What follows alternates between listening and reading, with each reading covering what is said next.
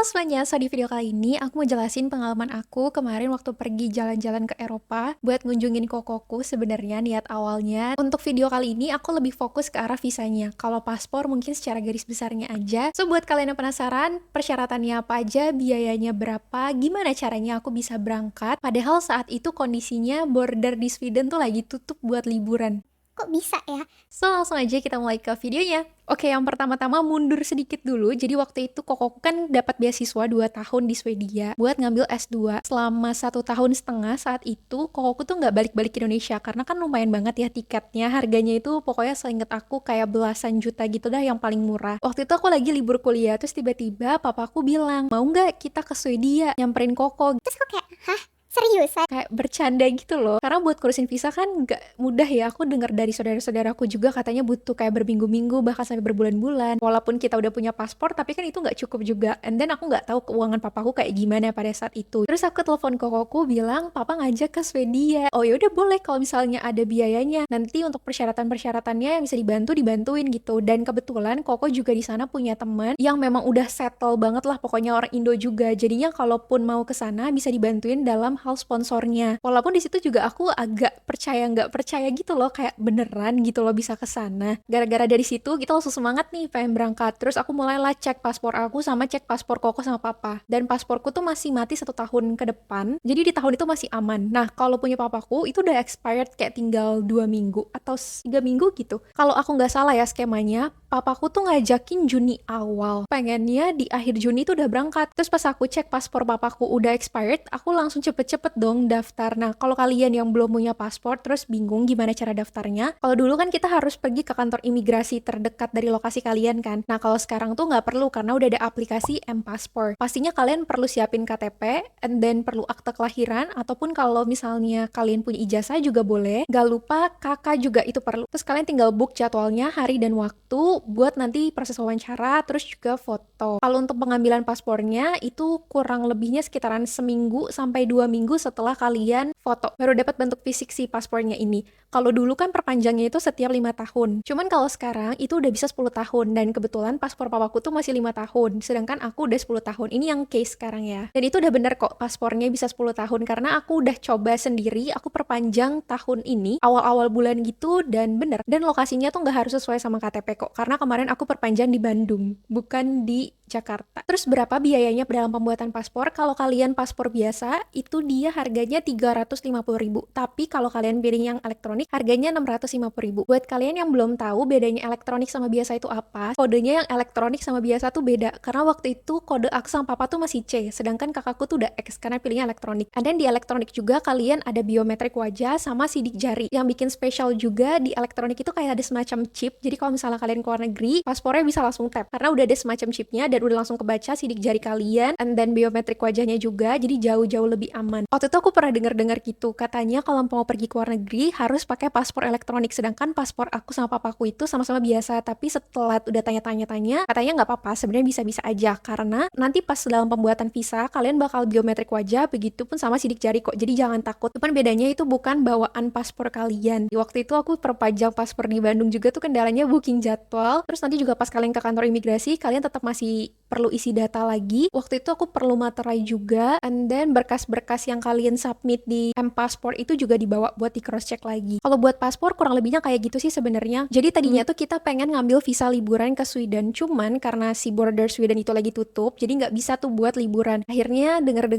kata saudaraku, coba aja lewat Paris. Soalnya pas mereka ke luar negeri juga, keliling-keliling Eropa lewat Paris tuh katanya gampang. Jadi akhirnya kita cari agent, karena tuh kita mau berangkatnya kan mepet banget dan mendadak. Kalau ngurusin sendiri, aku sangat tidak rekomendasi kalau untuk yang mepet-mepet. Jadi aku milih untuk pakai calo. Tapi kalau teman-teman ngurusnya itu udah 3 bulan sebelum keberangkatan atau bahkan 6 bulan, percaya sama aku, kalian sendiri aja bisa. Karena sebenarnya sendiri ataupun tidak itu nggak terlalu berbeda jauh. Persyaratan-persyaratannya pun juga sama. Cuman enaknya kalau pakai calo, kalian kan tinggal kasih dokumennya, terus nanti tinggal mereka input, terus juga nanti mereka yang cross check, follow upnya. Jadi pokoknya kalian tinggal terima dan lakukan pembayaran. That's all gitu kan. Singkat cerita, aku dapat kontak kontak Bapak Calo ini. Terus kita ngobrol-ngobrol nih keluhan dan juga kebingungan kita. Kita pengen ke Sweden, tapi kan border buat liburannya nggak buka. Jadi gimana caranya? Apakah lewat Paris itu bisa? Makanya kita nanya juga, kalau buat visa ke Paris nih gimana gitu sistemnya. Kalau misalnya kalian mau pergi ke Eropa, pasti kalian tahu lah ya, kita bakal bikin visa Schengen. Dimana kalian bisa pergi 22 negara dari 27 negara Uni Eropa. Terus juga ada beberapa negara yang nggak termasuk Uni Eropa, contohnya kayak Norway sama Swiss, itu juga bisa pakai visa Schengen. Tapi dibilang sama si bapak calonnya itu, yang Paris tuh nggak rekomen saat itu. Aku nggak tahu kondisi aktual sekarang tuh kayak gimana, tapi harusnya sih udah oke-oke aja. Kalau waktu itu Paris tuh lagi bermasalah, jadi dia juga nanganin klien yang mau lewat Paris juga, hampir 2 mingguan bahkan sampai sebulanan, itu nggak ada kabar sama sekali gitu loh, kayak masih lama keluarnya si visanya, jadi nggak direkomendasiin. Terus ditanya, emang mau ke Sweden tuh mau ngapain, mau liburan? Terus kita bilang kita tuh pengen visit kokoku gitu kan, visit anak. Terus katanya, oh kalau misalnya ada hubungan keluarga, terus kebetulan juga anak, kenapa nggak pakai surat undangan? Kita baru ngeh gitu kayak, oh ternyata ada ya surat undangan. Terus kakakku juga tanya sama orang kedutaan, karena kebetulan kalau anak-anak PPI di sana itu pastinya bakalan deket banget sama kedutaannya nggak sih? Oh ternyata beneran bisa lewat undangan. Jadi jatuhnya itu kokoku yang mengundang. Nah pengundangnya tuh untuk apa? Waktu itu kita bilangnya buat reuni keluarga sih, karena kakakku belum wisudakan saat itu. Ketika kalian mau ke Eropa, itu kalian harus pilih dulu mau buat visanya visa Sweden, visa Paris, atau visa apa. Walaupun nanti sama-sama visa Schengen. Kalian ada 2 option. Bisa keluar masuk lewat situ, atau stay terlamanya di situ. Contohnya kayak aku bikin visa Sweden. Aku punya 2 option. Aku mau keluar masuknya lewat Sweden,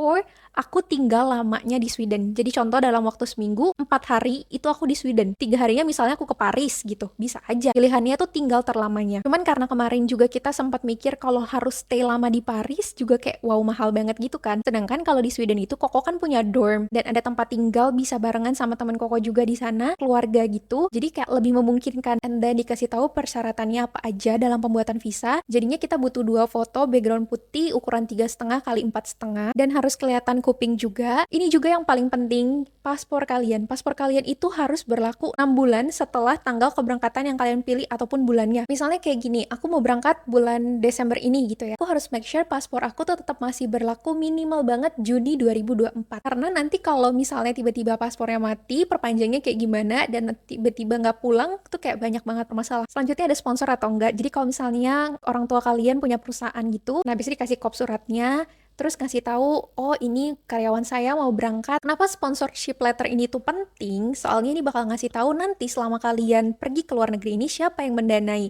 Apakah perusahaan, ataukah diri sendiri, ataupun orang lain. Jadi kalian di sana bukan jadi pengemis atau gelandangan gitu loh, tapi udah jelas gitu. Kalau case aku, karena ada teman Koko yang udah berkeluarga dan itu udah settle di sana, jadinya keluarga ini mengajukan untuk jadi sponsor. Dan emang kalau dari teman-teman Koko pun juga yang keluar negeri, keluarganya pun juga jadi sponsor si keluarga ini. Jadi udah banyak banget terlibat sama Kokoku dan lingkungan Kokoku gitu lah ya. Dan mereka juga welcome banget kalau kita mau datang ke sana. Akhirnya dibuatin sponsorship letternya, ngasih tahu siapa namanya, terus juga ID-nya ataupun kayak kita mah nick-nya gitu ya. Itu akan bersedia untuk sponsorinya dalam bentuk keuangan ataupun sponsorinya dalam bentuk tempat tinggalnya. Cuman bikin surat aja, tapi juga butuh rekening koran 3 bulan terakhir. Buat tahu nih pemasukannya, oke nggak nih, settle gak? Temen Koko ini kan keluarga, ada suami ada istri. Nah, suaminya itu bertanggung jawab untuk 1 orang, istrinya pun 1 orang. Jadi misalnya istrinya bertanggung jawab untuk aku, terus suaminya untuk papa gitu. Itu bisa. Tapi kalau misalnya kita pergi bertiga nih, Koko misalnya ada di Indonesia juga gitu. Berarti Koko ini nggak ada sponsornya, jadi harus cari sponsor sendiri. Setahu aku ya, dan ketika nanya-nanya sama orang-orang di Swedia juga, orang-orang Indonesia di Swedia, memang sistemnya kayak gitu. Jadi sponsor itu cuma berlaku 1 orang 1. Jadi bukan berarti misalnya kalian punya kakak di luar negeri, terus bisa tuh sponsorin 1 keluarga di Indonesia. Setahu aku itu nggak bisa. Pokoknya 1 orang di sana, itu sponsorin 1 orang di negara lainnya. Jadi kalau nomor ID di Sweden itu udah bisa nge-track di mana tempat tinggal kita, berapa penghasilan kita, kerjanya di mana, pokoknya setransparan itu. Makanya ketika kita udah tahu ID-nya, kita udah langsung bisa tahu nih, oh nih orang stabil nggak nih finansialnya,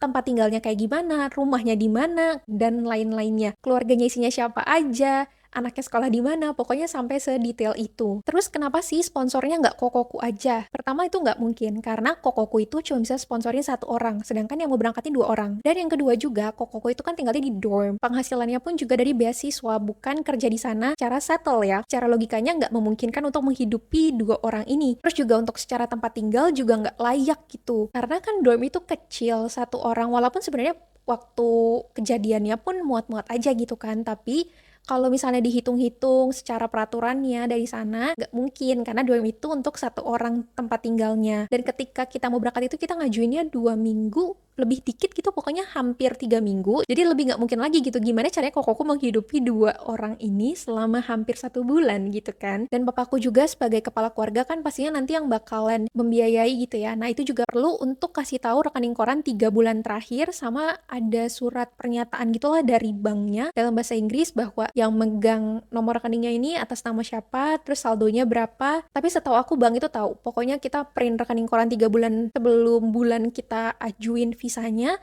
sama surat pernyataan gitu dari banknya buat pembuatan visa. Kalau kalian tanya berapa sih Kak estimasinya, kemarin itu aku dikasih tahu kurang lebih satu orang itu dalam tabungannya estimasi ada 50 juta. Cuman aku lupa ya, kalau nggak salah itu buat seminggu hidup gitu deh. Balik lagi sebenarnya tergantung negaranya. Cuman kemarin itu aku nanya buat Paris. Sweden pun juga kayak kurang lebih deh. Harganya segitu juga satu orangnya. Dan di rekening koran juga nggak boleh ada cash flow yang mencurigakan gitu loh. Kayak tiba-tiba langsung masuk misalnya 100 juta, terus bentar juga langsung hilang 100 juta, kayak cuma numpang taruh di rekening doang biar kelihatannya itu finansialnya oke. Karena takutnya nanti nggak disetujuin kan dalam pembuatan visa. Karena banyak banget faktor-faktor visa itu ditolak, entah ada yang kurang lengkap lah, entah mencurigakan atau apapun itu. Jadi lebih baik setransparan mungkin lah ya. Next adalah dokumen yang perlu diterjemahin tersumpah. Jadi bukan asal-asalan kalian translate ke dalam bahasa Inggris karena kalian paham ya, no. Kalau kemarin tuh kita perlu buat translate dokumennya, kakak, kartu keluarga, akte kelahiran, aku, papa, koko, karena mau gimana pun kan itu surat undangan dari koko, jadi perlu ngebuktiin bahwa si koko ini tuh beneran anggota keluarga kita.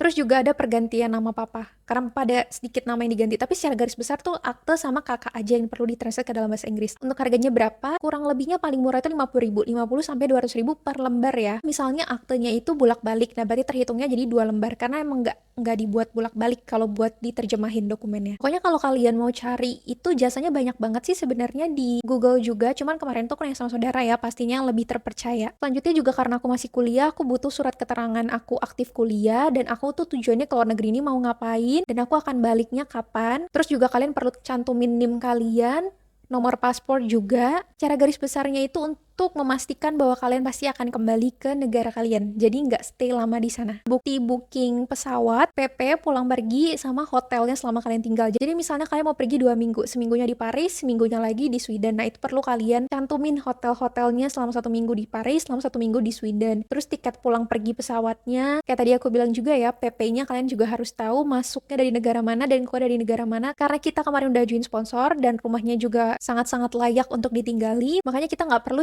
cantumin hotelnya karena kan emang kita nggak tinggal di hotel. Terus untuk tiket pesawatnya balik lagi karena kita pakai calo, jadinya udah dibuatin sidaminya tanpa perlu harus beneran booking. Kalau kalian kerjain ini sendiri, aku sangat saranin untuk cari tiket bisa di refund dan reschedule. Jadi kalau kalian nggak jadi ke negara itu, visanya ditolak, bisa di refund. Kalau kalian diterima tapi tanggalnya tidak sesuai, kalian bisa langsung reschedule. Kalau dari pihak kokoku, karena kokoku tuh yang ngundang, jadi selain akte kelahiran, koko juga perlu ID permitnya, and then paspor juga perlu, sama isi invitation letter itu atau surat undangannya. Contohnya kayak gini, ini nanti bakalan diisi sama koko, dijelasin semua. Invitation letter ini per orang ya, jadi kalau misalnya kalian ngundangnya 2 orang, kayak koko nih undang aku sama papa, berarti bakal ada 2 invitation letter. Satunya ditunjukin untuk aku, satunya ditunjukin untuk papa. Jadi bukan satu undangan untuk 2 orang. No. Kalau orang tuanya yang kerja di perusahaan kan enak ya, tinggal minta surat ke perusahaan, terus udah ada kopnya, udah jelas. Nah kalau papaku itu karena pensiun, jadi kita bikin suratnya sendiri. Ada nama papaku, terus juga tempat tinggal, nomor paspor, tanggung jawab atas aku karena kita perginya berdua, terus dijelasin tujuannya ke Sweden itu mau ngapain, ataupun kalau misalnya punya usaha sendiri, itu usahanya di mana tempatnya, dan kasih kepastian kalau bakalan kembali ke Indonesia sesuai dengan tanggal yang diajukan. Terus jelasin juga untuk keuangannya kayak gimana, apakah keuangannya juga ditanggung sama pihak sponsor tempat tinggal